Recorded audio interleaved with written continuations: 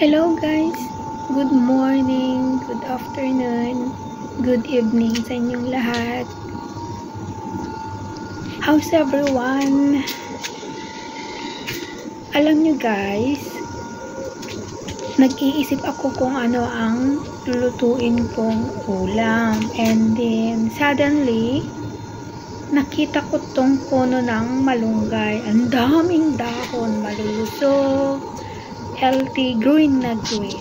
Yan, kaya isipan kong kukuha pansahog ng munggo or salad, ganyan. So, samahan nyo ako.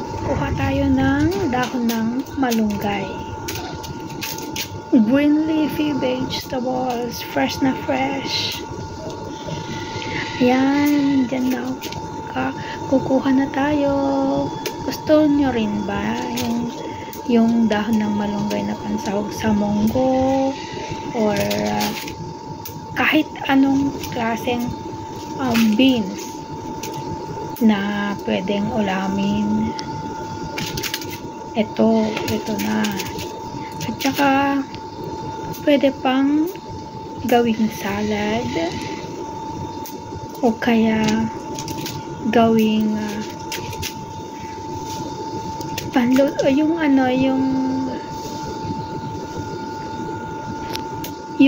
pancake, malunggay pancake. Pwedeng i-blender tapos lagyan ng harina, i-mix. Pwedeng gawing agahan or snacks. Maraming benefits ang malunggay leaves. Pagana ng daloy ng dugo at saka marami pang iba. So, ugaliing mag-ulam ng malunggay leaves or ito yung sinasabi nilang drumstick leaves. Ayan, ang daming dahon kaya bagong sibol. Ano ba yun? Green na green. Tignan nyo naman. Oh, very young leaves.